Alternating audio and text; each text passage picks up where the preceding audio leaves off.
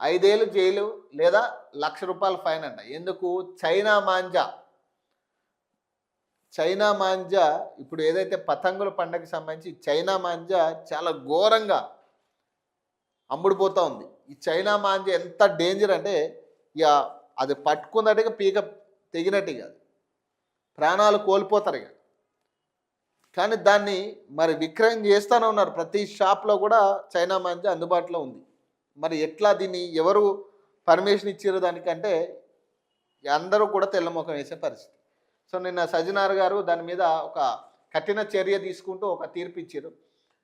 5 ఏళ్ల jail ₹1,00,000 fine అట. హెచ్చరించిన సిపి సజ్జనార్ అట. 1,24,00,000 చైనా మాంజా స్వాధీనం అట. 1,24,00,000 విలువ చేసే చైనా మాంజా స్వాధీనం చేసుకున్నారట. రాష్ట్రంలో చైనా మాంజాపై 2016 నుంచి నిషేధం ఉందని ప్రతి ఒక్కరూ గుర్తుంచుకోవాలని హైదరాబాద్ పోలీస్ కమిషనర్ సజ్జనార్ అన్నారు. పిల్లలు చైనా మాంజా ఉపయోగించకుండా తల్లిదండ్రులు జాగ్రత్తలు తీసుకోవాలన్నారు. నగర వ్యాప్తంగా సోదాలు జరిపి 1,24,00,000 విలువ చేసే చైనా మాంజాను స్వాధీనం చేసుకున్నట్లు తెలిపారు. బంజారాహిల్స్ ఐసీసీ భవనంలో గురువారం ఏర్పాటు చేసిన మీడియా సమావేశంలో వివరాలు వెల్లడించారు.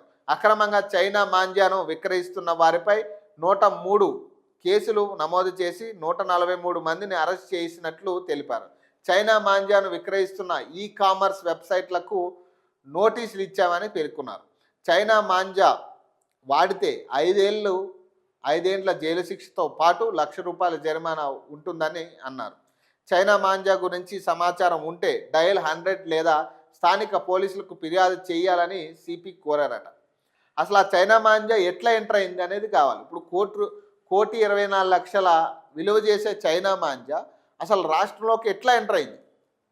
2016 నాటి నుంచి కూడా అది నిషేధంలో ఉన్న వస్తువు కాబట్టి మరి దాన్ని ఎవరు ఎంటర్ చేస్తూ ఉన్నారు? ఎట్లా ఎంటర్ అవుతూ ఉంది అది రాష్ట్రంలోకి? ఎవరు పర్మిషన్ ఇచ్చారు? మరి చెక్ పోస్టుల్లో మరి ఇవే కదా ఫస్ట్ మనం పట్టుకోవాల్సింది. అసలు నిషేధిత విషయాల మీద కదా మనం ఫోకస్ చేయాల్సింది. మరి ఎట్లా ఎంటర్ అయింది అది రాష్ట్రంలోకి? ఎట్లా ఎంటర్ అయింది అది? మరి దీని మీద మరి నిషేధం అని ఉన్నప్పుడు మరి ఎందుకు పోలీసులు దాన్ని ఎంటర్ అవ్వకుండా చూడాలి కదా? ఫస్ట్ ఎంటర్ అయిన తర్వాత అన్ని చోట్ల చిన్న షాపుల్లో కూడా ఇప్పుడు అది అమ్ముతూ ఉన్నారు. తెలిసి తెలియని వాళ్ళు చాలామంది కొంటున్నారు దాన్ని.